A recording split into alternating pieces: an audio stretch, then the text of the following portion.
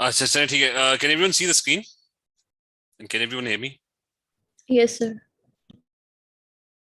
Just here. Let's start. This one is 21.3. I'm just doing 1.3 and 1.1. Take we can. Most of you have done version 2s, so we'll try and do new questions. Starting with, I'm going to start in the reverse order. Starting with the tough organic questions first, and let's start with this one. So the first one is structural isomers. Which ones are structural isomers? Remember, in structural isomers, the structure has to be different.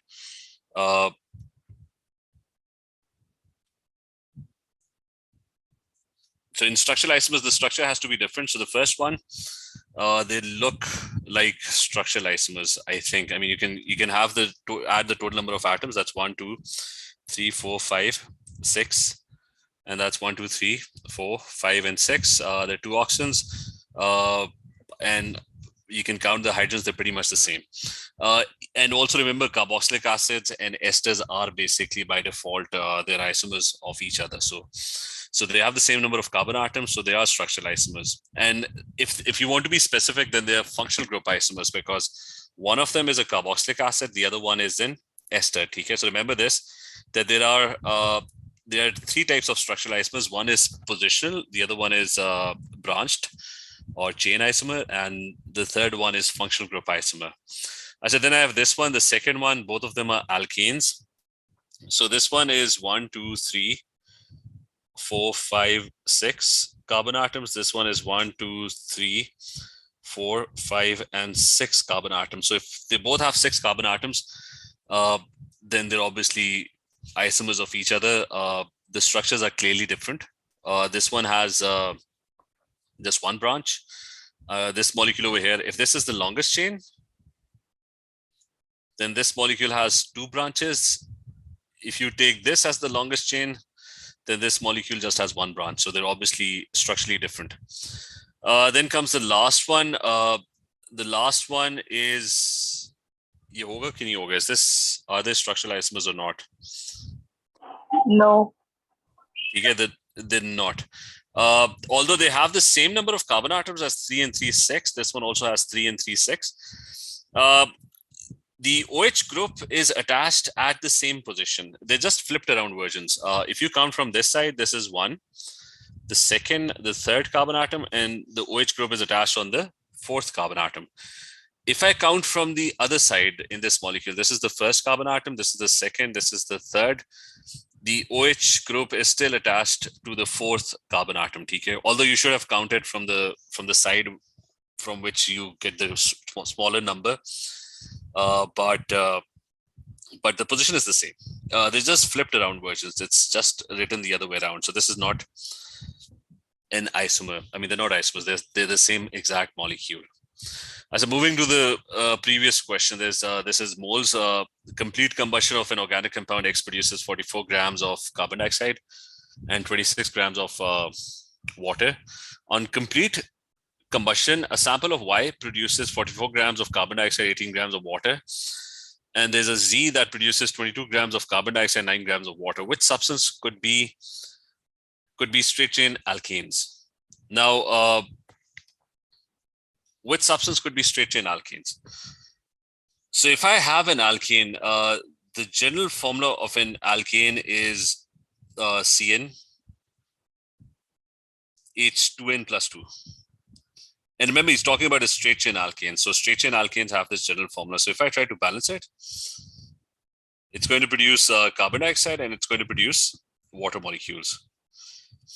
And what would be the ratio of carbon dioxide and water if there are n carbon dioxides that are going to be produced? The number of water molecules that are going to be produced, just to make it simpler, instead of writing n, I'm going to take an example of an alkane. I'm just interested in the ratio of the carbon dioxide and water molecules. So let's say I have C2 and H6. So if there is 2 carbon dioxides, there would be 3 water molecules. So the ratio is 2:3. But what if I have just wanted to check if I have 3 carbon atoms and there's an alkane that's 8 hydrogens, the ratio is going to be 3:4. So we're going to look at the ratio to check if this is an alkane or not. So 44 grams of carbon dioxide, how many moles is this? Moles is mass divided by MR, so that's 44 divided by the MR of carbon dioxide, which is 44 as well. So what does that give you? It gives you 1 mole. And 27 grams of water. So 27 grams of water would be 27 divided by 18, which should come out to be 1.5 moles. So the ratio is coming out to be 1:1.5. Now, if it's coming out to be 1:, it's 2:3 basically. So you're getting 2:3. So when you get 2 moles of carbon dioxide and 3 moles of water molecules, is this going to be an alkane or not? That's what the question is. So if you're getting the carbon dioxide and water molecules in this ratio, 2:3. So the alkane is most likely going to be, it's going to have 2 carbons, and it's going to have 6 hydrogens. So if you have an ethane molecule, which is an alkane, obviously you're going to get the same ratio, which is 1:1.5 or 2:3. Is this part clear? You clear? The first one is an alkane. Yes, sir. So what about the next one? Can the next one be an alkane? I mean, so if you look at the ratio, it's 44 grams of carbon dioxide, that's 1 mole. And it's also producing 18 grams of water. That's also 18 divided by 18 is also going to be 1 mole. Because that's also 1 mole. So you're getting the same ratio. 1:1. 1:1 is the same as you can't have 1:1. I'm going to take it as 2:2. The reason you can't have 1:1 is because no hydrocarbon will most likely have 2 hydrogens only. So if I take this would come out to be 2 carbons and 4 hydrogens. So that's definitely an alkene. So 1:1 would always come in an alkene. Sir? हाँ जी. Sir ये आज आपने कहाँ से start किया है? ये मैं ये पेपर कर रहे हैं ना 21-3 कर रहे हैं, ठीक है, समर 21-3. उसका लास्ट क्वेश्चन रिवर्स में स्टार्ट किया हुआ है, ठीक है. Okay, sir. So the second one is definitely an alkene. No matter what I do, if I take 3:3 as well, that will still give me an alkene. It's going to be 3 carbons and 6 hydrogens. That's definitely an alkene.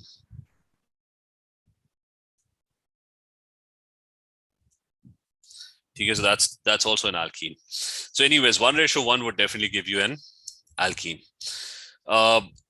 Now the last one, 22 grams of carbon dioxide and 9 grams of water. That's also 1:1. 22 grams of carbon dioxide is 0.5 moles. And 9 grams of water is also 9 divided by 18. That's also 0.5 moles. So that's again 1:1. So no matter what you do, it's always going to come out to be an alkene. So Z is also an alkene. So only option number 1 is correct. Okay. As a next one, and you can note this down that I mean, it's important that you know of this. Okay, if it's 1:1, then it's definitely an alkene, because you have to do these questions very, very quickly. I mean, you have extra 15 minutes now, but still it's going to waste a lot of time. So the next one is the reaction mechanism is shown and which statement about this reaction are correct. So this one is a nucleophilic substitution. I'll just open the sheet so that we can revise as well. So just hold on 1 second.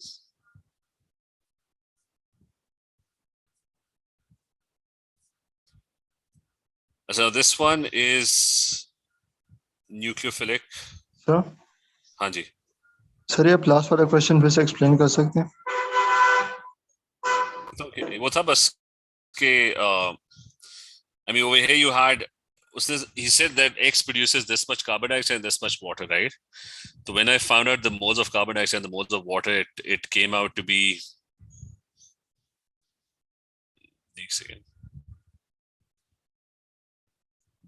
When I figured out the moles of carbon dioxide and the moles of water, it came out to be 2:3.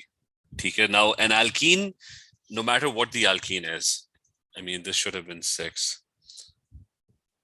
So no matter what the alkene is, कोई भी alkene ले लो, ठीक है, you write the equation and the combustion products would always be in the same ratio, 3:3.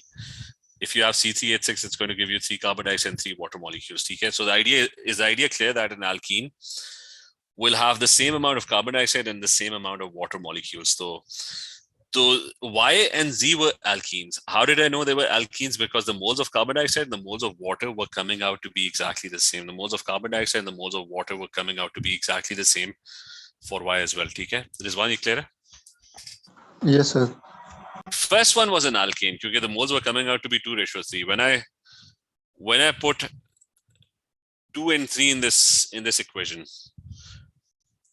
so what came out was that there's going to be 2 carbon dioxides and I mean there's 2 carbons and 6 hydrogens, right? So that's an alkene. तो उसने question में बस यही पूछा था कि which one is an alkane, ठीक है? अच्छा, anyways. Sir, वो 40th question क्या था?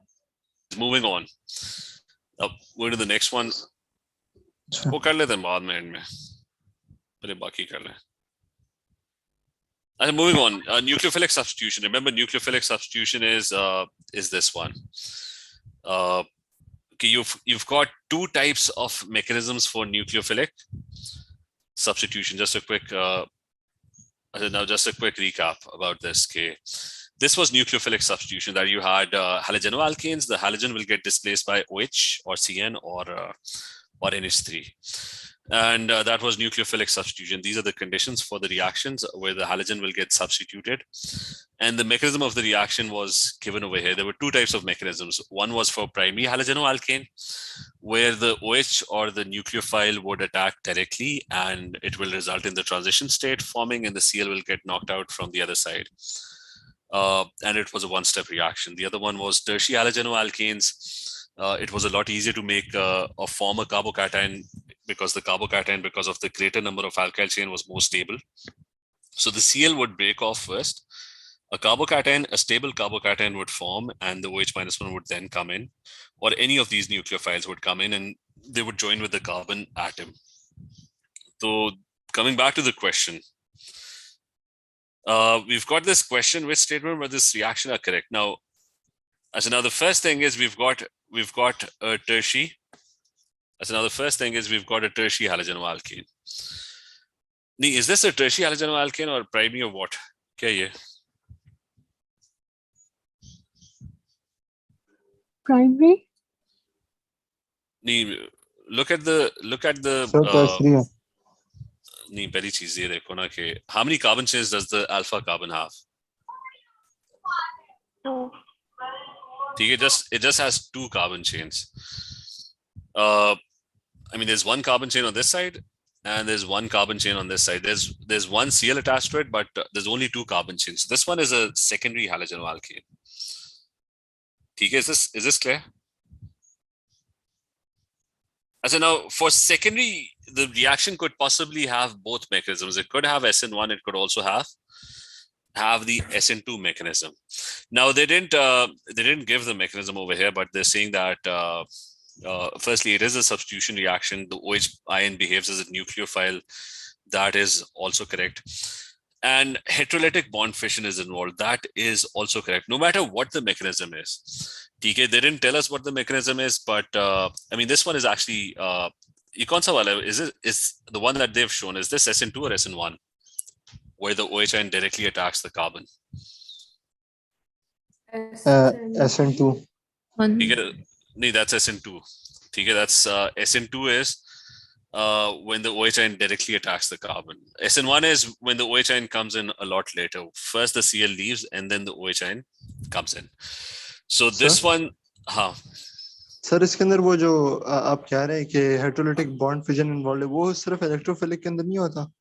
Heterolytic bond fission happens in all mechanisms. I mean, look, the electrons are being, they're not equally shared. The electrons are being pushed towards Cl. Okay? So the bond is being broken heterolytically. There's, any of the bonds, the Cl is taking both electrons. Over here, this is also heterolytic bond fission.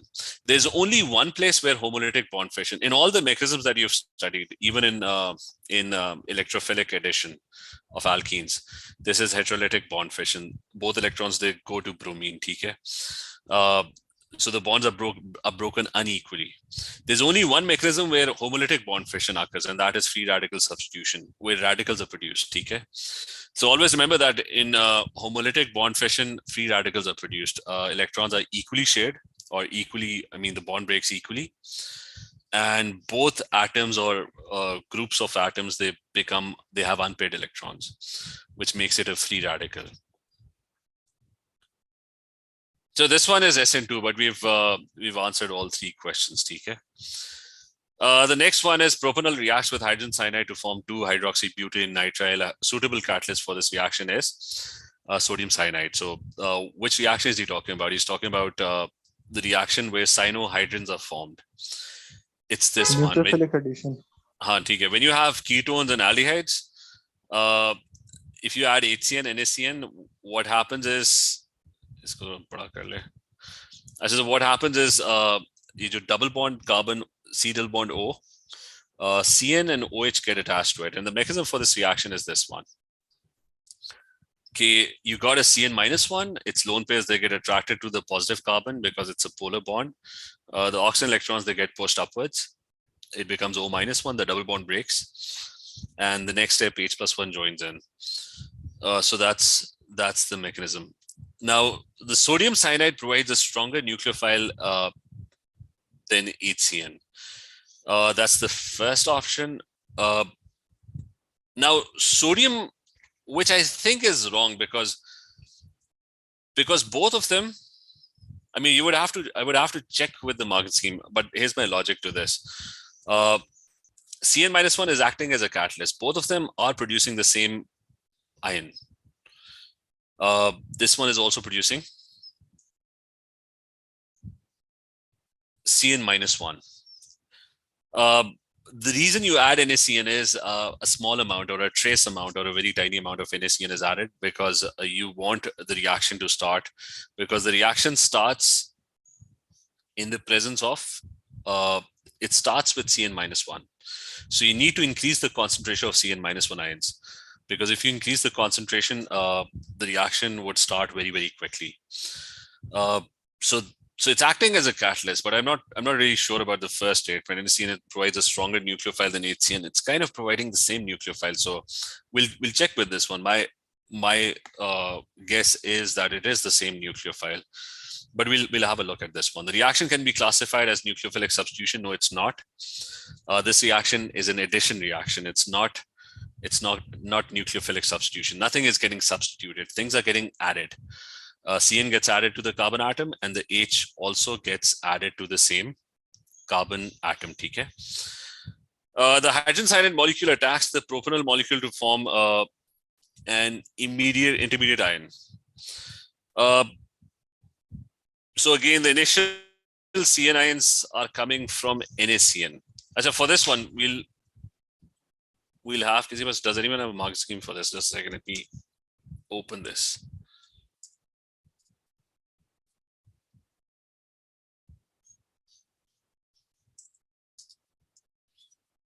It's written D. D for this? Yeah. This one is? 37. 37 is D, which means one only is correct. Anyway, just a second. I said the hydrogen cyanide molecule attacks the propanol. So the third one, I had doubts on the first one. The third one, initially the CN -1, they come from the catalyst. That part is correct. So this is wrong.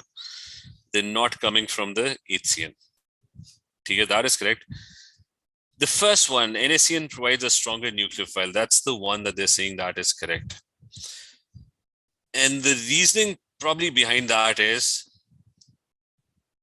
Okay, my assumption was that both of them, they provide the CN-1 nucleophile.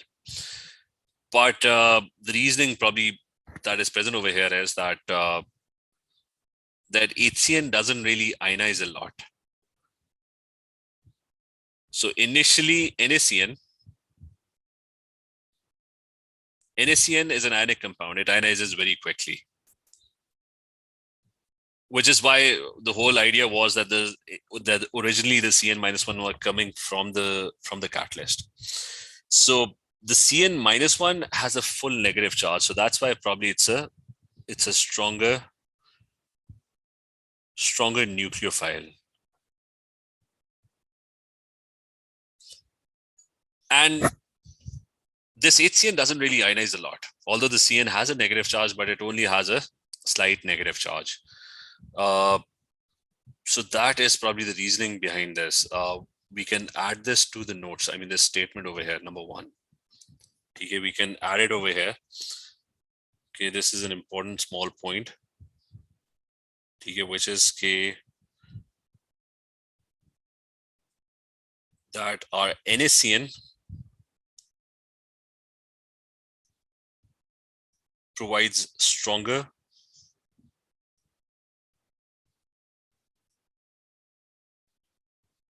nucleophiles. And the reason is that the CN has a full negative charge in this case. So it ionizes fully. Is the idea clear why the first statement is correct? I mean, why they think the first statement is correct? Is this clear? No. एक second, इसको ना detail में एक जगह मैं करता हूँ, just a second. तो यहाँ पे अच्छा, now this is nucleophilic addition. ठीक है, let me do the whole thing. This is nucleophilic addition.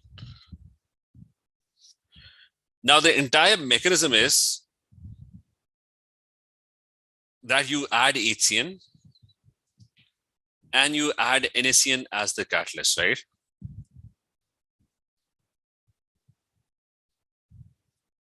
Now there's this carbon which is slight positive, and this carbon slight positive is going to attract anything that is negative, that has a negative charge. Now you've got HCN and you've got NaCN, you've got both of them. You've got both of them. Ab issue ye your HCN is a very weak acid. It doesn't really ionize a lot. So it has a slight negative CN, it has a slight positive H, but it doesn't really like to ionize. It doesn't like to produce what we can say is H+1 and CN-1 ions. Your idea clear? Yes, sir. Okay, it's not going to produce a lot of CN negative ions. That's why NaCN is added as a catalyst, because remember, all sodium salts, they dissociate very quickly. They're very soluble in water, and as soon as NaCN is added, it ionizes, it produces Na+1 and it produces CN-1 ions. Now, when it does that, that's where the initial CN-1 ions are coming from. So that's where the initial CN-1 ions come from the catalyst, right? So the CN-1 ions, they come from the catalyst and they attack this carbon positive, they're attracted to it. And because of the negative charge over here, the electrons over here, they get repelled, right? Is that clear? So this one is initially coming from the catalyst, which is why this is the stronger nucleophile. I mean, this is the stronger nucleophile. This is the stronger nucleophile. Why? Because of its charge. It's got a full negative charge. The HCN is not ionizing. The CN over here only has a very slight negative charge. So it's obviously not going to be that attracted to this positive carbon atom. Is that clear? Yes, sir. And next part, once the catalyst does its job, okay, the next part is once the catalyst does its job, the CN gets attached to the carbon and the oxygen electrons over here in this double bond, they get repelled. That's where the HCN comes in, because now the HCN, which wasn't ionizing a lot, it will ionize. The positive H will get attracted to the oxygen. So the lone pairs of oxygen will get attracted to the positive H. And because of the negative charge over here, the CN will get repelled. Its electrons are going to get repelled. And that's where extra CNions will be produced now. Now the HCN will start ionizing. So initially, the HCN is a very bad nucleophile. That's what the question meant. So initially, the HCN was a pretty bad nucleophile because the CN had a very slight negative charge and it wasn't very strongly attracted to the carbon, which was a slight positive. So initially, you added NaCN. NaCN provided the necessary CN -1 ions, which were strongly attracted to the carbon positive. And in the next step, once the oxygen became negative, that's when the HCN got attracted, its positive H got attracted to it. And that's where further CN ions are going to get produced. So is the whole idea clear that what they meant by the first statement over here? You clear? Yes. Okay, so just remember this slide. I've added the point in the notes as well. I'll share the notes again. Okay, so this one.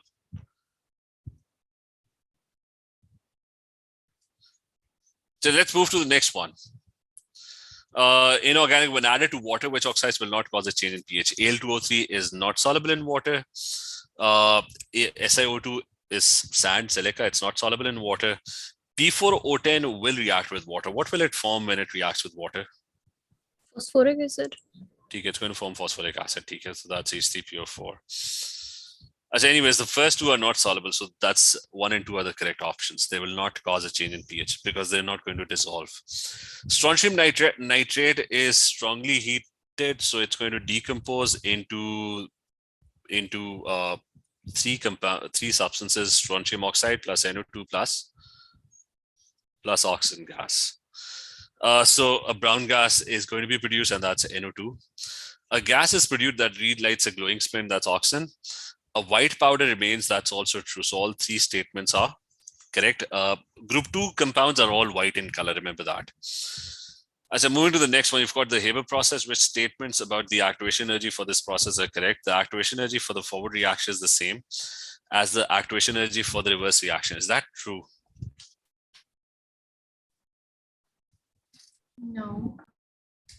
Remember, for any reaction, as long as which has a certain enthalpy change, this one is an exothermic reaction. So its energy profile diagram kind of looks like this. Reactants, you've got your products, right? The vertical axis is energy. Now, in the forward direction, this is your activation energy. It's the energy that is initially needed to start the reaction. So that's the amount of energy needed to break the bonds. You need to break the bonds.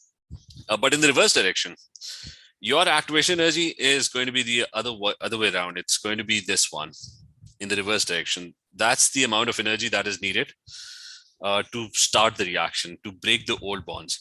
So remember, activation energy for forward and reverse directions are different. Okay, so the first statement is definitely incorrect. It's not going to be the same. The activation energy for the reverse reaction is decreased by the addition of iron. That's a catalyst, and that's what a catalyst does. It decreases activation energy. So that is true. The activation energy is the minimum energy that colliding. That's also true by definition. That's true. It's the minimum energy needed to start a reaction. Which quantities are required to calculate the enthalpy change of formation of Na+1 gas? There's one thing that's no longer in your syllabus, and that is enthalpy change of atomization of sodium.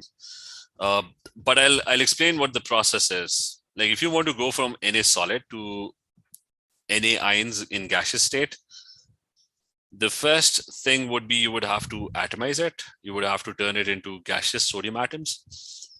And then you would have to make it lose electrons, one of them.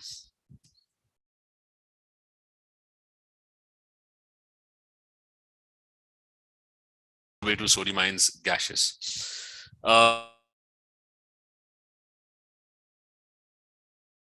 But ignore that. This one is what? What is the second step? इसका क्या नाम है?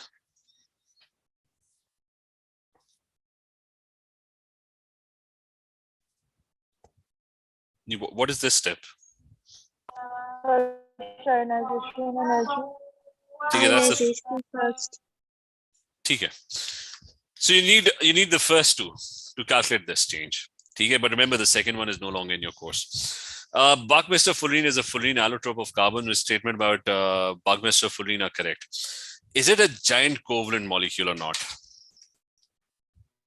And what Yes, is a sir. fullerene? No, it's not. ठीक है, remember this. This is what. Remember, Buckminster fullerene is a simple covalent molecule. It only or usually has 60 carbon atoms. That's it. Okay, it's a ball-like structure. It's not a giant structure. I mean, the one that is shown over here, it's not. It's similar to graphite, but rolled into a ball-like structure. But it only has 60 carbon atoms. Okay, it has a definite number of carbon atoms. It's not a giant structure. Okay, remember that this one is not a giant structure. So it's not a giant, it's a simple molecular structure. It has delocalized electrons. Remember, the structure is the same as graphite, except that it's rolled into a ball-like structure. Has strong intermolecular bonds. Again, strong intramolecular bonds. That is true. What is intramolecular? Within the molecule, right? So that is true. The carbon-carbon bonds are kind of strong.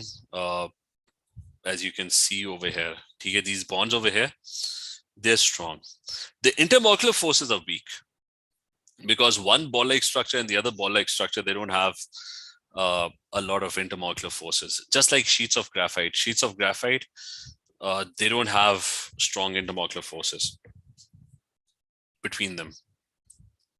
Clear? Now the next one is which contain 1 mole of the underlying substance under room conditions. 1 mole, a balloon containing 24 dm cube of, and remember he's talking about as a 1 mole of substance. So that's true. Under room conditions, this is 1 mole. A block of calcium carbonate weighing 100.1 grams. So that is also true, because if I try to figure out the moles, that's going to be 100 divided by the MR of calcium carbonate, that's 40.1 plus 12 plus 16 into 3. Oxygen is 16 times 3. So that comes out to be exactly 1 mole.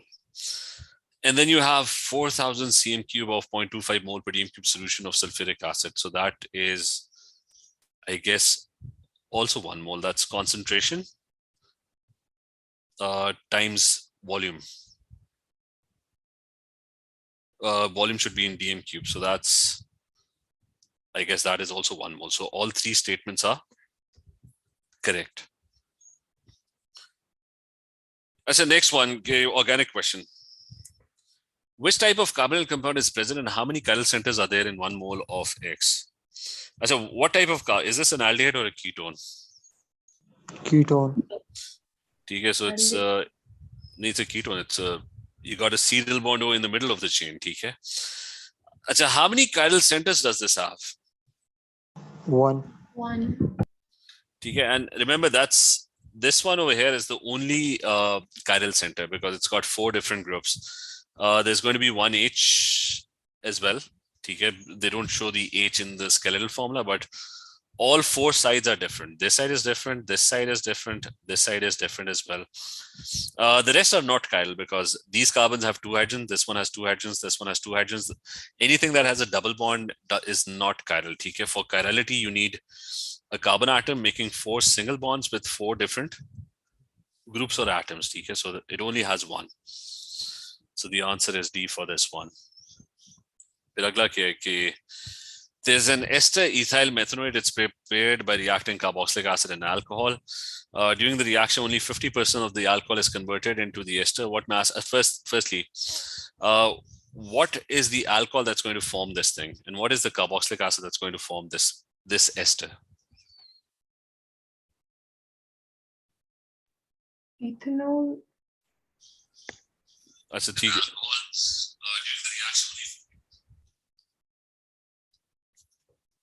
So this one, that's your alcohol side, that's ethanol, so that's C2H5OH. And this is coming from the carboxylic acid. So that's methanoate. So that's methanoic acid. That's HC OOH. Here, that's methanoic acid. They're going to form an ester. What is the ester? That's going to be ethanol. So that's your ethanol molecule, and it's going to have an OH. And the other side is your carboxylic acid. That's going to be double bond O. And OH, they would join up to form. So they would join up to form the ester. So in the middle, water is going to be produced. The OH is going to be lost, and the H is also going to be. It's going to be lost, and they would connect, and a water molecule is going to be produced. So that's the whole reaction. As I say, he's saying that 50% of the alcohol is converted, and what mass of alcohol? 10 grams of ester. First thing, find the moles. How many moles do you have? 10 divided by the MR of this whole thing, which is what? That's 3 carbons, 36, plus 2 oxygens. That's 16 times. That's 32. Plus there are 1, 2, 3, 4, 5, 6 hydrogens. That's 6. You can tell me moles are. How many moles do we have? 0.135. 0.13. Exactly 0.13. 0.135. 0.135. ठीक है अच्छा एक चीज है कि इसके अंदर it doesn't really matter, significant figures really don't matter in this case, ठीक है, when you're doing P1, so we don't really care about significant figures now. 0.135 moles, so the amount of alcohol would be exactly the same, 0.135 moles, but he has said that only 50% of it is actually getting used up in the reaction. So what's the full amount? You double that. Okay, this is 50%, right? So what is 100%? That's going to be double this amount. That's going to be, what is the double of this? 0.27? Yes. So iska nikal do, find the mass multiplied by the MR, which is ethanol is 46, I think. 2 carbons, that's 24 plus 16, that's 40 plus 6 hydrogens, that's 46. So kya bana? What is the mass that we're getting? 12.42. Okay, so we're getting 12.4. That's the next one. 2-methyl. Just remember, don't waste time on significant figures now. Okay? No need for that. Just be very, very quick. Sir? हाँ जी. Sir, वो last वाला दिखा सकते हैं?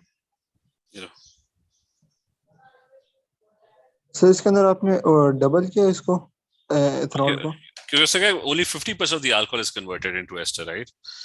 So if this is the ester, this is moles, and this is just 50% of it, right? So what is 100%? That's into double kar diya, no sir? Sahi hai? Okay, sir. So Pisla, I've got 2-methyl butene reacts with first thing 2-methyl butene. Bute is 4 carbon atoms. Butene, that's double bond on the second one. And 2-methyl, that's a methyl, that's 1 carbon atom on this one, because that's 2-methyl butene. And he's saying that it reacts to form 2 isomeric products. During the reaction, 2 positively charged intermediates can be made. Which diagram shows the most stable of the 2 intermediates? First thing, let me add the hydrogens. Okay, there are 3 hydrogens with this one, 3 with this one, 1 H with this one, and 3 H's with this one. So now tell me which, when it's reacting with HBr, where will the H get added to? This carbon atom or this carbon atom? Most hydrogen side. Okay, the right side. Okay, remember Markovnikov's rule is that the carbon with more H's, that's where the H is more likely to get attached to. So the intermediate is going to be that the H will get attached to this carbon atom. So it's going to be CH3, C, CH3. The double bond in the middle would go away. Okay, remember there was a double bond in the middle.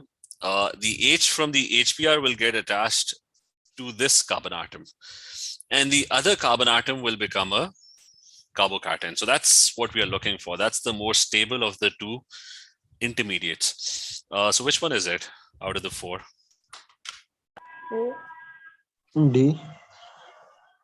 D. 1 second. I've got. Firstly, there should not be any Br. Because the Br comes in a lot later. Okay? Br comes in the next step. Okay? So he's not talking about the next step. So it's either A or B. and which I think is going to be A. Okay, the carbocation that's got 2 carbon chains, so that's this one. Okay, that's A. Acha, next one is we've got 1,2-dibromopropane can be made from 1 bromopropane in 2 steps. Which row is the correct one? Again, this is in 2 steps. So first thing, 1 bromopropane, that's propane is, just a second.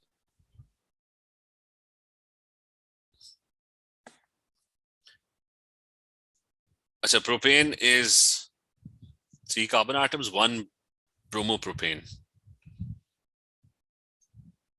So I've got this molecule.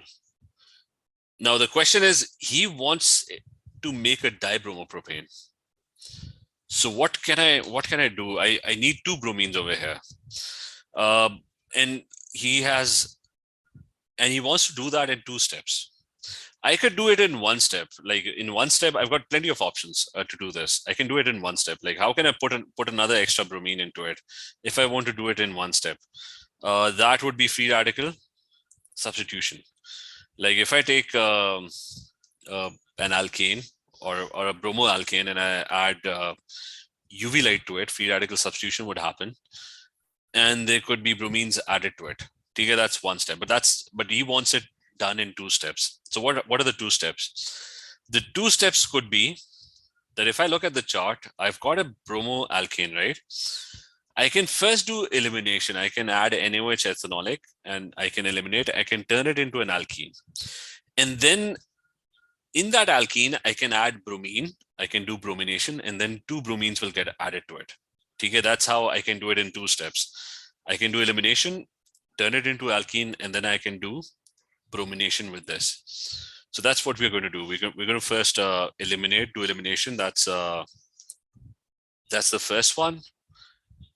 And the molecule will turn into an alkene. And then in the next step, we've got an alkene, we can do bromination, and that's how we can get 1,2-dibromo, which means 2 bromines will get added to it. So followed by addition. Okay, ye clear hai?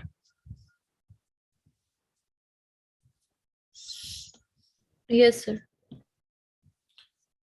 So next one is we've got which reagent reacts with both the OH groups and lactic acid. One is carboxylic acid, the other one is alcohol. That's the answer to this one is clearly sodium. Sodium is sodium is the only one that reacts with alcohols as well. It forms a salt plus hydrogen gas and also reacts with carboxylic acid because it's obviously an acid. So it's going to form salt and hydrogen gas as well with carboxylic acid as well. So sodium reacts with both. But with alcohols are very weakly base acidic. So they have a very slow reaction with alcohols. So now this one is infrared. What could be the identity of this compound? First thing, I mean, you can just have a look at the data booklet, but any strong absorption in the 1600, 1700 range, Kaun sa group hota tha that was? Okay, C is the answer, but what does this absorption represent? C-double-bond-O. Okay, that's C bond O. Okay, remember that's easy to identify. And what is the broad absorption around 3000? That's if you've got a very broad absorption around 3000. OH. Okay, so you got that's an OH bond that's vibrating, and that is a specific OH of carboxylic acid. So, anyways, it's a carboxylic acid. The answer is C. As the next one, which statement about compound T and compound U is correct? T and U are stereoisomers. Are they stereoisomers? No. They're not. They're clearly structured. I mean, are they clear? Are they? They're not even structural isomers. Are they structural isomers or not?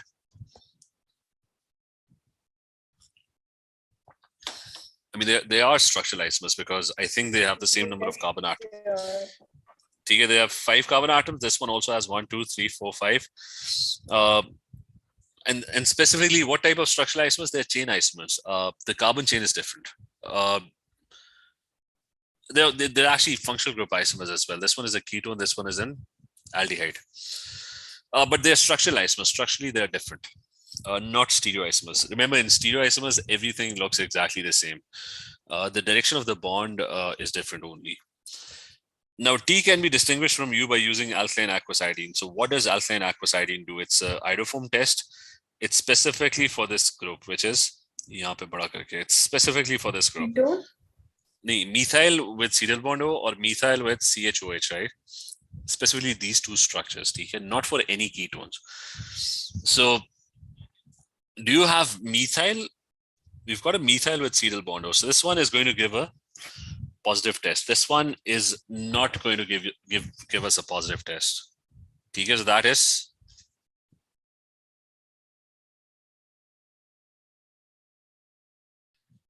clear?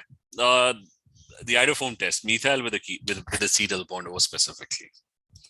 Okay, not necessarily, it's not necessarily a ketone or an aldehyde. It could be both, as long as you have a methyl with a acetyl bond O.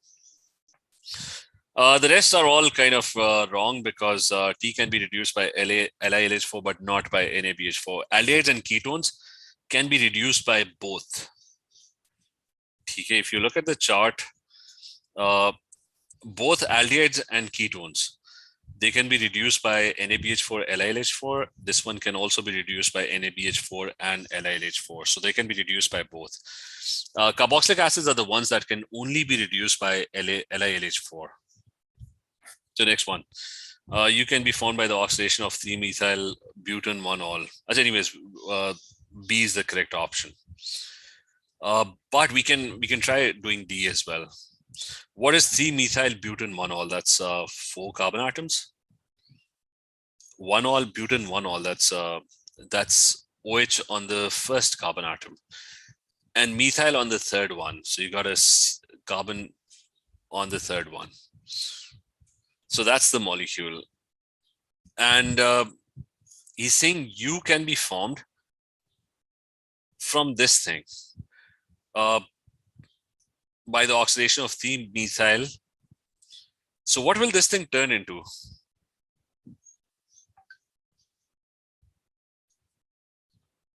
But is this a primary alcohol or a secondary or a tertiary alcohol? Primary. The primary can turn into an aldehyde, right? So the primary can possibly turn into an aldehyde. It can also turn into a carboxylic acid. They didn't tell us whether it's full oxidation or not. So let's assume that it turns into an aldehyde. So is it going to give us the same thing or not? So let's say it turns into an aldehyde. So I don't think it's the same thing. It's serial bond O. You got serial bond O. I mean, this thing matches. The next carbon, you got a chain on the next one. We don't have a carbon chain on this one. So these two are different. So it's not the same thing. So which is why this is also wrong. The two structures are coming out to be different. But anyways, iodoform test was the right answer. As a butanoic acid can be produced from 1-bromopropane in 2 steps using reagents. So bromopropane into butanoic acid. Halogenoalkane. The easiest 2-step mechanism is halogenoalkane, do nucleophilic substitution, put a CN in there. Once you put a CN, that CN can be turned into carboxylic acid.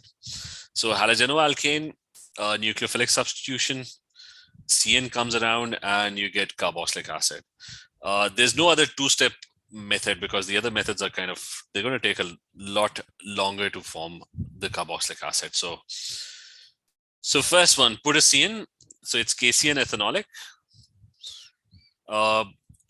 And then hydrolysis and acid hydrolysis, that's HCl. So it will turn into carboxylic acid. Okay? And also remember, you can always guess whether there's a CN coming in or not by looking at the carbon chain, because the CN always increases the length of the carbon chain. You had 3 carbon atoms, now you've got 4 carbon atoms.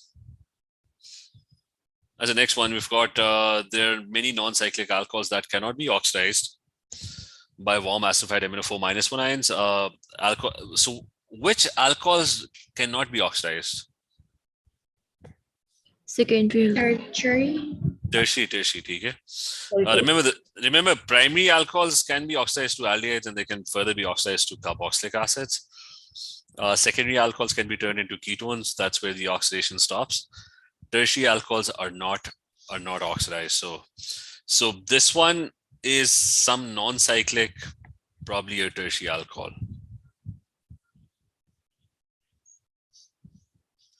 ठीक है, that's our tertiary alcohol. उससे आगे ये कि the alcohol X is the member of this set of alcohols with the lowest molecule. Is the member. So it kind of has the lowest molecular mass to find how many moles of oxygen are required for the complete combustion of 1 mole of alcohol X. So there are many non-cyclic alcohols that cannot be oxidized. Okay, that's a tertiary alcohol with the lowest molecular mass. So what could be the lowest molecular mass of a tertiary alcohol? That's I mean, the smallest one I can think of is with 3 CH3s. Okay, that's probably the smallest tertiary alcohol. So how many moles of oxygen are required for the complete combustion? So if I have 1 mole of this, so I need to make an equation for this. So how many carbons I've got? I've got 4 carbons. I've got, I guess, how many hydrogens? That's 333. That's C4H9OH, right? Okay, I guess that's the, and I can write the equation oxygen plus it's going to produce CO2 and H2O. I need to balance this. That's 4 carbon dioxide, and there's 5 H2Os. Oxygens bata do. How many oxygens do I have?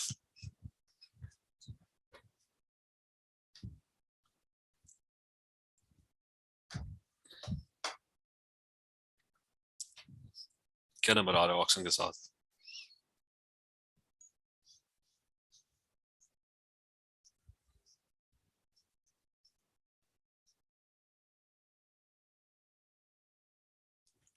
क्या किसने calculate? 13. But 8 plus 5 is what? This is 8 oxygens. This is 5 oxygens. That's 13. So this would be 13 divided by 2, right? So I guess the answer is 6.5 O2s, right? I mean, it won't be. It would be 6. Exactly. There's 1 oxygen over there as well, right? Okay, that's 13. That's 1 over here. So the answer would be 6. See? As the next one, we've got ester P has the following structure, and you're being asked which compounds are produced when P is hydrolyzed using hydrochloric acid. So the ester will break in the middle, and one side will turn into carboxylic acid, the other side will turn into alcohol. So this is going to be your carboxylic acid, and this side will be, so it's either C or D. That's your carboxylic acid, and this other side would be your alcohol. Okay, so kya hai? D, CH3 twice, CH, CH2, CH2, and OH. Okay, that's D. Well, obviously D. That's a carboxylic acid. As a structure in stereoisomers would be considered when answering this question, when trans pent-2-ene reacts with HBr, how many different products are formed? So pent-2-ene, that's 5 carbon atoms, right? And double bond over here. And he's talking about trans, so I don't think trans has any issues with this. Okay, the double bond would go away anyways. These are all your hydrogens. So how many ways can the HBr get added to it? So I'm going to draw the skeletal formula. That's 1, 2, 3, 4, and 5. Together that's 1, 2, 3, 4, and 5. So HBr is getting added over here. So we can have an H over here and a Br. So the HBr gets added to the position where the double bond is. Or we can have the other way around. The other way around would be, that's 1, 2, 3, 4, and 5. So the other way around could be that the HBr could be bonded differently, right? You can have H over here and you can have Br over here.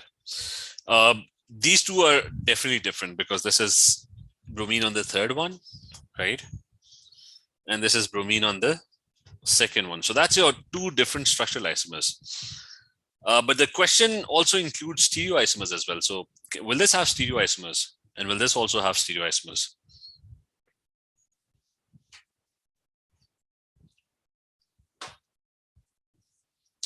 What concept type? I mean, does this have stereoisomers? The BR with 2 at 2 has stereoisomerism. It will be a chiral center. Okay, so this one is a chiral center because there are four different. There's going to be one H over here. This one. This one is chiral as well. Is this chiral? This one? No. No. Okay, this one is not going to be chiral. Okay, that one. This one at number 2 is chiral.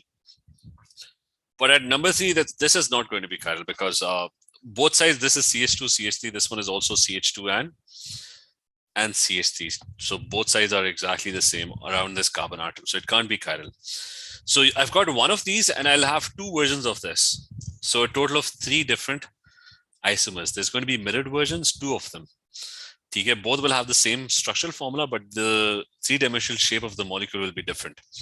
There'll be mirrored versions, 2 of these and 1 of these. So in total, you'll have 3 different products. Okay, is this clear? Sir हाँ जी. Sir दो तो ये हो यार, वो stereoisomers के क्या दो नहीं होंगे उसके? वो 2 इंक्लूड किया ना. अच्छा, मतलब इसकी कितनी वर्जन्स होंगी? 2 होंगी. तो इसकी 2 होंगी और इसकी 1 होगी ना, तो 3 हो गए ना टोटल. Okay sir. मतलब ये जो मॉलिक्यूल मैंने बनाया है ना, इसकी there will be 2 versions of this molecule. ठीक है, there's going to be mirrored versions of each other. So there would be 2 of these and there would be 1 of this. So we're done with organic. We'll have inorganic questions now. Element X in period 3 reacts rapidly with water to form an alkaline solution. Which statement about the chloride of element X is correct? So which element X in period 3 reacts rapidly with water to form an alkaline solution? कौन सा वाला है? So I open the board as well. In period 3, who forms alkaline solution and who reacts rapidly with water? Also, the sodium, magnesium, aluminium, silicon, phosphorus, sulfur. Sodium? Yeah, it's most likely going to be sodium because magnesium barely reacts with water. It reacts with steam at high temperatures. In cold water, it pretty much does not react. So I guess we're talking about sodium. Not sure where my notes are. So let them load first. So we're talking about sodium here. So which statement about the chloride of, so you've got NaCl now. So it conducts electricity when molten. Is that correct? That is definitely correct. It's an ionic compound, right? And ionic compounds, they don't have low melting point, so that's wrong. It's not covalent. It does not react with water. It dissolves in water. TK. When you dissolve it in water, it dissociates, turns into aquascience. That's it. Does not react with water. It's probably the only chloride in period 3 that doesn't do any reaction with water. So just so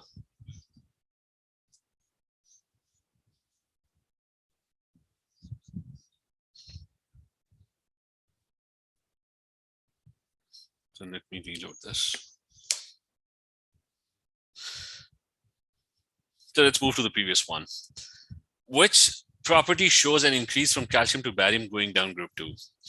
As ease of decomposition of carbonates, does it become easier to decompose, difficult to decompose? Difficult. Difficult to decompose. Difficult to decompose, TK, when you go down the group. Barium carbonate is a lot more stable, so it does not increase. Solubility of the hydroxides, do they become more soluble or less soluble? More More soluble. soluble. More soluble. Yeah, that's the one. Sulfates is the opposite. They become less soluble. Barium sulfate is not soluble. The volume of hydrogen given off when 1 gram of the metal reacts, that also decreases. How can you figure that one out? Okay, the MR increases. So if you remember, whenever you have larger MR, the moles would be lesser because the mass is the same. When you move down the group, if you take 1 gram of the metal, the moles would be lesser. Okay, so if there's lesser moles, there's going to be less hydrogen gas given off. As anyways, the ratio of silver nitrate to aqueous barium chloride produces a white precipitate which dissolves in excess of dilute aqueous ammonia to form a. So what is the white precipitate when barium chloride reacts with silver nitrate? Fluorine. Okay, that's AgCl because silver nitrate has Ag+1 ions and chloride has barium chloride has Cl ions. So that's an insoluble precipitate. But also remember the equation for this. But then board load हुआ है कि नहीं हुआ? So हो गया. So also remember the equation for the solubility of chlorides. This one over here. Okay, remember this. Okay, when you add ammonia, the AgCl precipitate, it dissolves in ammonia to form a complex ion which is AgNH3 twice with a +1 charge. The other precipitates are harder to resolve. AgBr dissolves, but in concentrated ammonia, same reaction. AgI does not dissolve. Okay, so remember the equation as well of the solid precipitate that dissolves in ammonia. Now the question is, as it's forming a colorless solution back again, the addition of an excess of dilute nitric acid to the colorless solution produces a white precipitate Z. So what is Z? AgCl. And why is it AgCl? So कि वो soluble raw white precipitate दे रहा है. अच्छा नहीं, I'll just go through this. First thing, it dissolves in ammonia and it ends up forming this complex ion, right? So now when you add nitric acid to it, you've got lots of things in the solution now. You've got ammonia. Ammonia, remember, is basic. So what will nitric acid react with? Nitric acid is going to go and react with the ammonia, which is basic.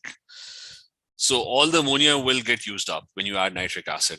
So the Ag ions would form the precipitate back again. Is the idea clear?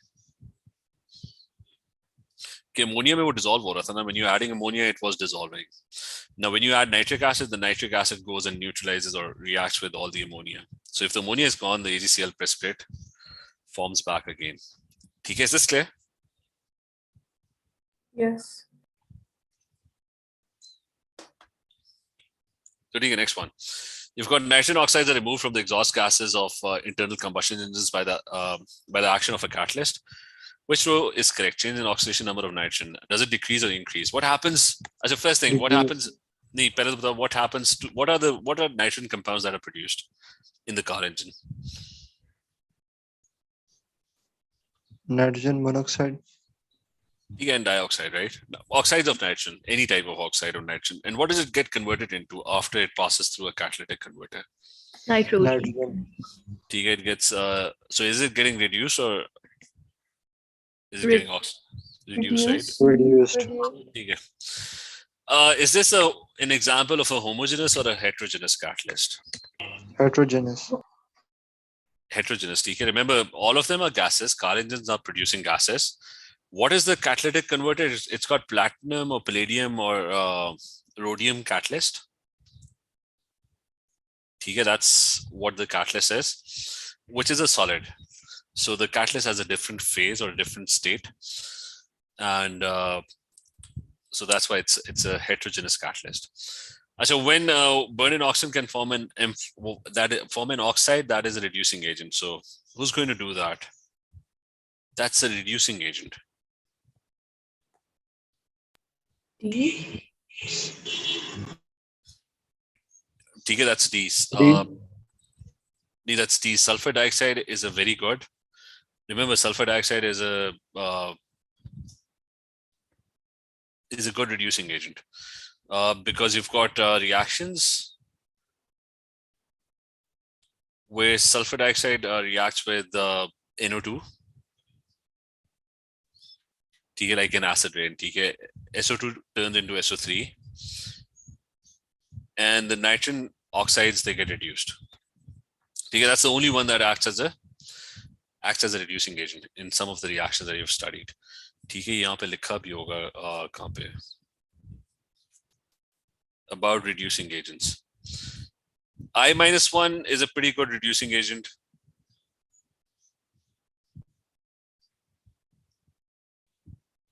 Just 1 second.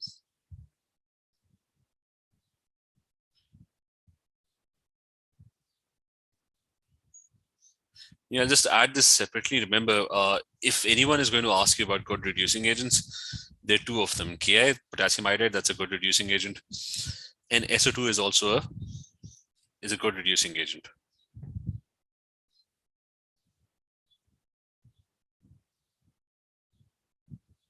Especially in acid rain, it's acting as a reducing agent. It gets oxides itself and reduces nitrogen oxides. TK, which is given over here. TK, that's how acid rain is produced. So in this reaction over here, it is acting as a reducing agent. As the next one, which statement applied to the group 2 elements? Atomic number increases, ionic radius increases. That is obviously, is that correct? I think that definitely is correct. Because if in group 2, right? Because you're moving down the group. So you got bigger atoms. This statement will not be true for period 3. In period 3, when you move across the period, the size of the atom decreases. But down the group, the size of the atom increases because you've got more shells. Let's do the other ones. The atomic number increases, which means you're moving down the group. The reducing ability decreases. Does it decrease? What is reducing ability? If something is acting as a reducing agent, then it's obviously getting oxidized. So he's basically talking about the ability to lose electrons. So does it become easier to lose electrons down the group or more difficult to lose electrons down the group? Easier. Easier. So the ability to lose electrons increases. That means reducing ability or the ability to act as a reducing agent increases. So that one is incorrect. Atomic number increases. The first ionization energy down the group, what happens to the ionization energy? It also decreases. It becomes easier to lose electrons because the electron is much further away. And now this one is as atomic, this one is the same, it decreases, right?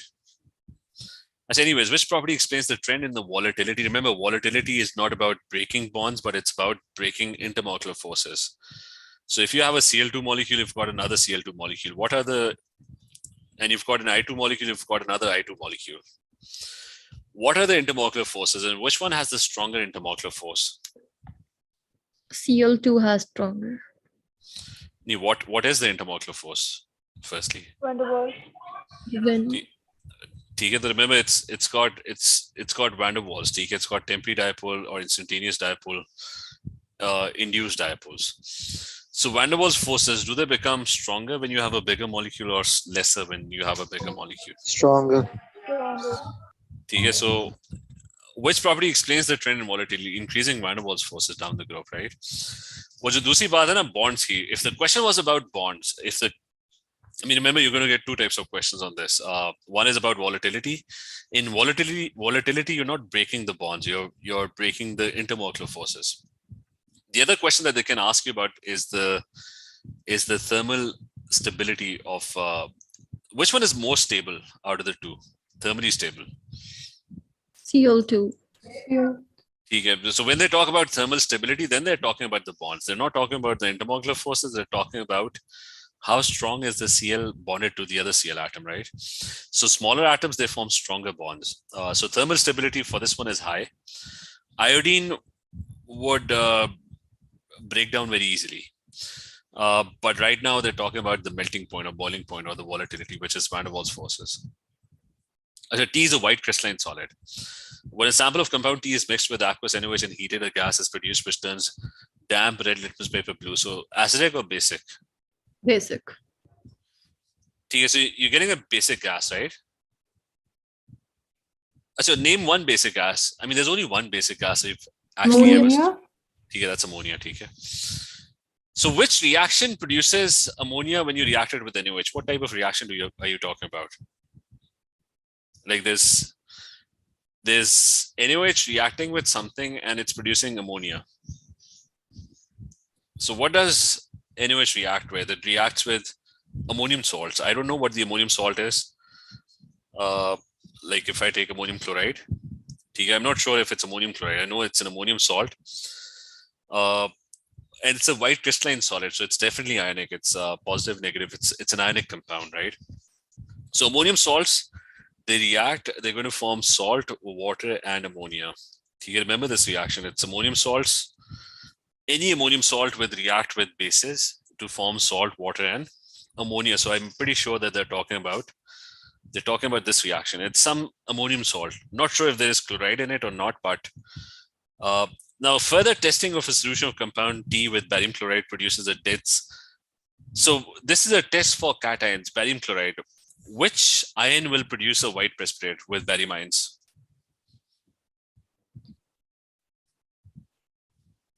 With barium ions. यहाँ पे test for cations भी था, एक second. With barium ions. Sulfates. It's this one. Remember sulfates? They give a white precipitate with barium ions, which are insoluble in excess. So sulfites also do the same with barium ions. But I guess he's talking about a sulfate because we don't have sulfite as an option. So it's going to be ammonium sulfate. So it wasn't a chloride. It was actually a sulfate. Is that clear? Yes.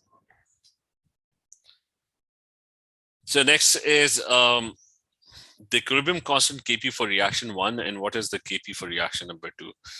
Are the two reactions the same or different? I mean, are these the same reaction or different reactions? Remember, these are the same reactions. It's X2 and Y2 reacting to form XY. This one also X2 and Y2 reacting to form XY. Only the equation is written differently. That's it. Okay, you've got a reversible reaction. They've just turned it upside down, and the coefficients are different. I mean, the equations are basically the same, but because of the equation being written differently, the Kp expression would be different. So Kp for equation number 1 would be the pressure of XY squared, right? XY. So the pressure due to XY, and that's going to be squared divided by the pressure of X2 into the pressure of Y2, right? For reaction number 2, it's going to be the Kp expression would be different, although the equation is the same. So it's going to be pressure of X2 to the power half into pressure of Y2, and that's also power half, and divided by the pressure due to XY, right?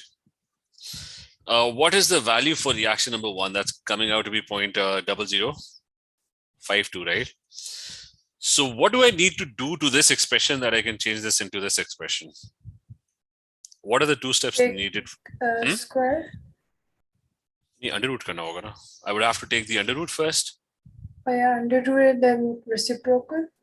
Okay, so basically Kp2 is what? It's 1 over Kp1 under rooted, right? I mean, both expressions represent the same reaction, except that the expressions are different or written the other way around. So if you take the reciprocal of Kp1, I mean, you put it upside down and you under root it. This becomes 1, this becomes half, and this becomes half as well. So those are the 2 steps that are needed. So we already know the value of Kp1, which is 0.0052. So all I need to do is Kp2 is basically Kp1. I just need to do this. Okay? Is this clear? Sir? हाँ जी. Sir, मेरा connection का मसला है. आप इसे explain कर सकते हैं? ये वाला? Yes, sir.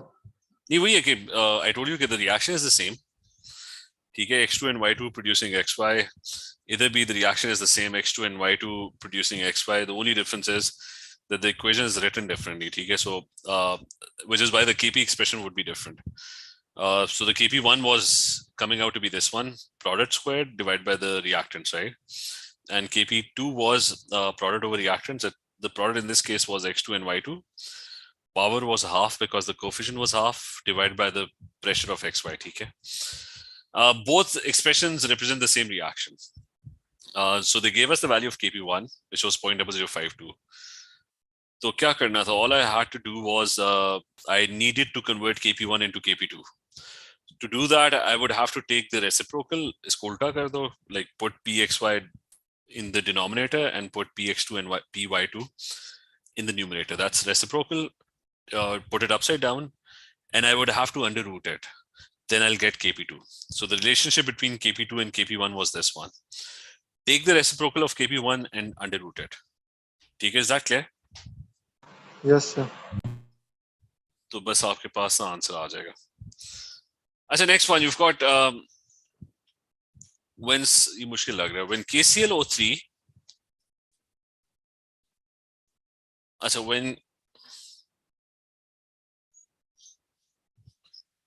when solid KClO3 is heated in the absence of air, a mixture of two chlorine compounds in the mole ratio 3:1 is formed. Chlorine is the only element whose oxidation number changes in the reaction. What could be the oxidation numbers of chlorine in the two compounds that are formed? So remember, the number of electrons gained and lost, they must be equal. So he's saying KClO3, in the absence of air, something happens. We don't know what happens. A mixture of two chlorine compounds are formed in the ratio 3:1. So there's one chlorine compound and there's some other chlorine compound. I don't know what the oxidation number is, right? So one of the chlorines would be getting oxidized, the other one would be getting reduced. Okay, because only chlorine is the only element whose oxidation number changes in the reaction. Okay, so something like this is happening. Since it's a redox reaction, one of the chlorines would be gaining electrons, the other one would be losing electrons, right?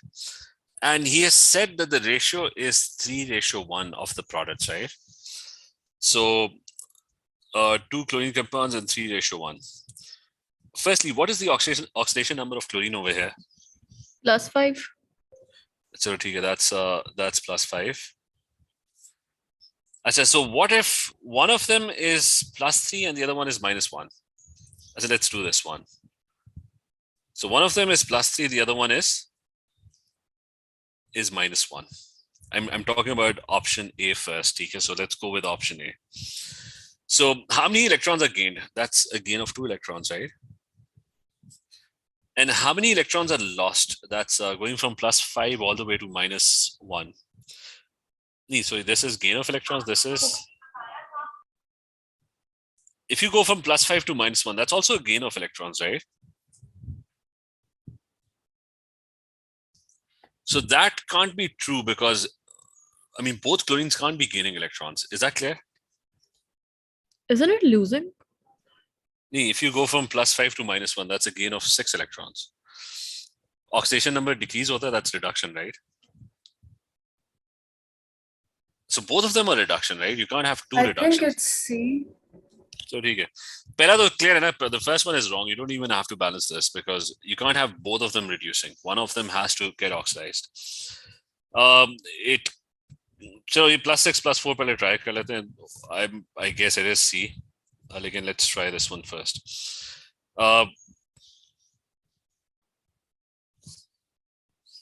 As a +6 and +4.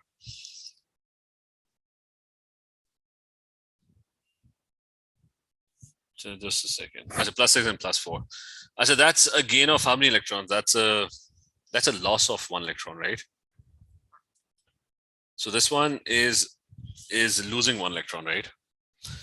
And this one is gaining 2 electrons. So again, if I want to balance this, it's not going to be 3:1. It's going to be 2:1 because I would have to multiply the first one by 2 so that the number of electrons gained and lost, they become equal. So that's why this can't be the correct one. Gaining 1 electron. Konsa? Gaining electron is 1 electron, isn't it? नहीं यहाँ पे देखो, यहाँ पे this is Like the +2e, isn't it +1?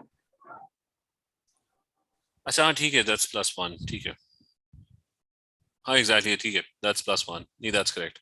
अच्छा then obviously then you don't have to do anything, you don't have to multiply with anything because the electrons gained and lost are already equal, you don't have to change the ratio.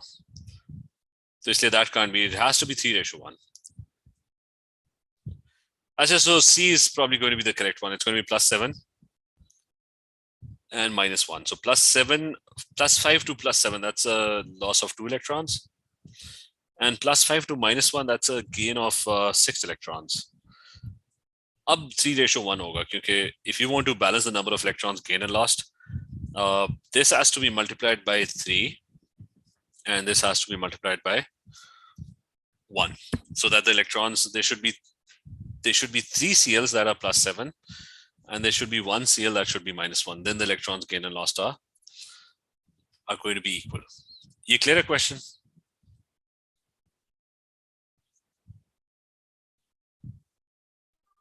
Yes. So बस ये जल्दी से कर लें. What is the number of covalent bonds, dative bonds, and lone pairs of electrons in one molecule of aluminium chloride? So that's a dimer, 267. You got AlCl3, and you got Al2Cl6 होगा. क्या होगा? Al2Cl6. But 267 would be Al2Cl6. That's a dimer, in which you have 2 dative bonds. The Cl lone pairs, they get attracted to aluminium, they form a dative bond. The Cl lone pairs over here, they get attracted to aluminium and they form a dative bond. First thing, how many covalent bonds do you have? You have 1, 2, 3. 1, 2, 3, that's 6, right? How many dative bonds? You've got 2 of them. So basically, kani lone pair pe aa jati hai. How many lone pairs do you have? This one has 3 lone pairs. This one has 3. This one now has 2. This one has 2, so that's because one of them has gotten used up, right? Kitna hoga? 3, 3, 6, that's 18, 16 hoga na? Yes. You get 2 idhar honge, 3 with this one, 3 with this one. Because remember, 1 lone pair of this is getting used up. Cl otherwise has 3 lone pairs, but over here, one of them is attracted to Al and forming a dative bond. So 16 is the answer. So that's going to give you B. As an electronic configuration of nickel ions, remember nickel is what? I guess 28. So 1s2, 2s2, 2p6, 3s2, 3p6, then 4s2, and then 3d will have 28. 8? 8. Yeah, so that's 3d8. Remember, electrons are always removed from the outermost. So it's going to be D. Okay.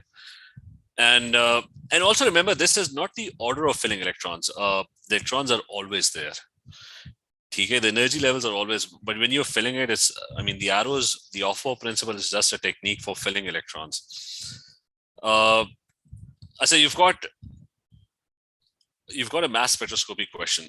Which relative atomic mass of sulfur can be calculated from these data given to 4 significant figures? Now, based on this, you've got 4 types of sulfurs, and the relative abundance or the percentage abundance is given. So what is the formula of finding the AR? That's I said, because the values are so close together that you would have to like do the whole calculation. So how do you do the calculation? It's not the percentage AR. The AR So, is Hanji. 32.09 आ रहा है. Calculate कर लिए? Yeah, Yes. 32.086. So that's this one, right? Okay, I'll just write the formula. What's the formula? It's 95.02%. It should be fractional percentage into the isotopic mass plus the other one, which is 0.76%. Fractional percentage into the isotopic mass 33 plus 4.2 divided by 100 and so on into 34. And then the last one as well. Anyways, that gives you 32.09. Which solution has the lowest pH? ये दोनों तो निकल गए. because they're organic acids, right? They don't ionize a lot. So you've got hydrochloric acid, you've got sulfuric acid. Which one is going to have a lower pH? Which one is going to be stronger? HCl. It's going to be sulfuric acid because it's going to produce more H+1 ions. Why? Because if H2SO4, which is a strong acid, ionizes, it will produce 2 H+1 ions. So that's like if it has the same concentration, it's going to be the stronger acid because it's going to produce more H+1 ions, while HCl will only produce just one. You clear? Oh, yes. So this one is, but the comparison was only possible if they had the same concentration. I said this one, you've got this reaction, and what can be reduced using only the information from these equations? HNO2 is a strong acid. Can you reduce that? HNO2, I don't think HNO2. What does an acid do? It produces H+1 ions, right? Yeah. So is there any equation where HNO2 is producing H+1 ions? I don't think there's any equation here which is doing that. Third one. Okay. In the third one, you don't have HNO2 producing H+1 ions. I mean, you've got NO2 reacting with water. You don't have HNO2 producing. So, and similarly, we don't have HNO3 doing the same thing. I mean, there's no reaction. And remember, all reactions, they're not reversible reactions. So that means the reverse is not happening. So HNO2 is getting produced. Similarly, HNO3, if you think of this as together, that is getting produced. What I can deduce from here is that HNO3 must be a strong acid. Why? Because if you look at HNO3, they've dissociated it. But anyways, there's no reaction happening of HNO3. It's these two reacting to produce this. But I'll come to this option B later if I don't find an option. NO2 is a neutral gas. Is it a neutral gas? It can't be reduced. The first thing, NO2 is a neutral gas. NO2 is not a neutral gas because if you look at NO2 reacting with water, what is it doing? It's producing an acidic solution. It's basically producing two acids.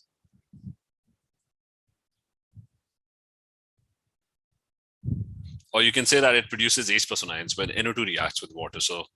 So it's definitely an acidic gas. So it's not a neutral gas. So per D as NO is a reducing agent. So NO is gaining oxidants.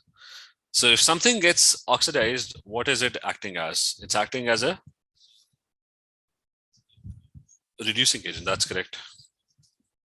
You clear? If you look at equation B, NO is getting oxidized. So who gets oxidized? A reducing agent gets oxidized. Is that clear? Yes. Okay. As the next one is the enthalpy change of two reactions are shown. What is the enthalpy change for this reaction? So you have to draw the Hess cycle. The Hess cycle is simple. KHCO3. I mean, I have to create this other path, right? So I've got one path where KHCO3 reacts with HCl. So it reacts with HCl. And what does it produce? It produces KCl plus H2O plus CO2. So I'm talking about the second reaction over here. And I've got two KHCO3. So it's going to produce two KCls, two H2Os, and two CO2s. So the enthalpy change of this path is going to be 32.8 into 2. So, Is this clear? Hanji. Sir इसके अंदर वो basically जो यहाँ पे K2CO3 reaction side पे product side पे ले जाए तो इस तरह से कहते हैं कि साइड स्विच करके उसकी जो एंथैल्पी चेंज की साइन भी चेंज कर दें. कर सकते हो लेकिन अभी क्यों करना है स्विच? अभी तो नहीं करना.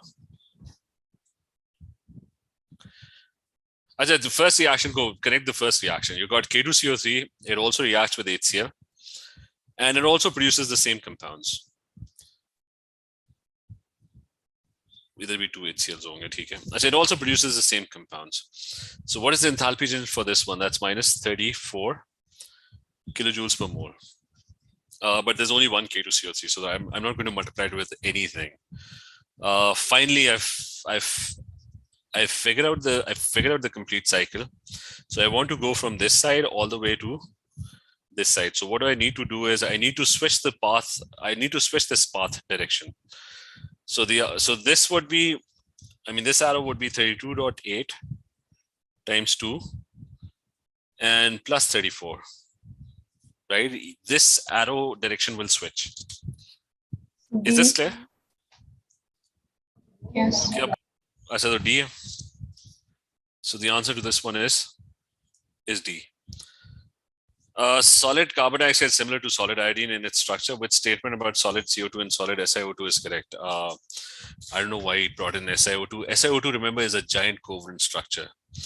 So both solid CO2 and solid SiO2 exist in lattice structure. In solid state. Now, if you have a solid, a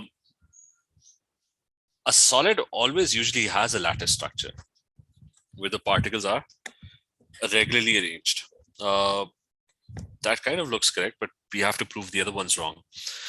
Both solid CO2 and solid SiO2 have a simple, is this correct? Second one. No, because SI No. has ठीक है, giant. ठीक है, वो giant है.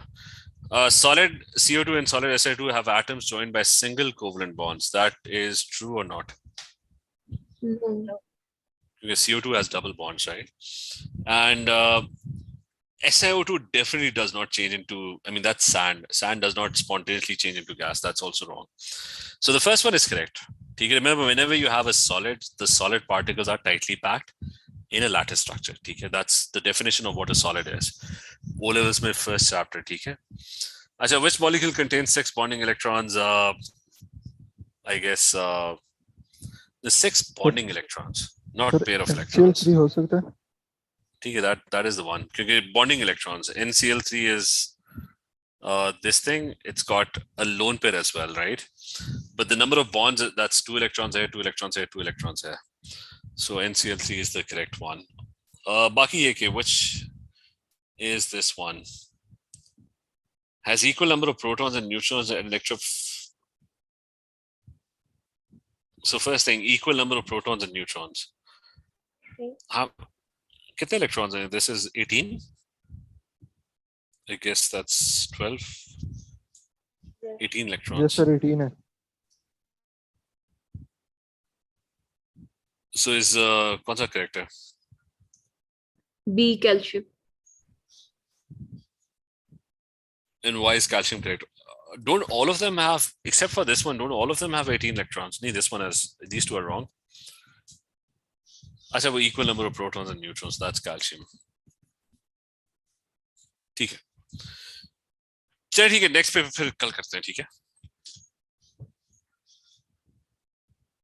Allah Hafiz, sir. Sir, हाँ जी. Sir अभी upload कर सकते हैं ये क्लास?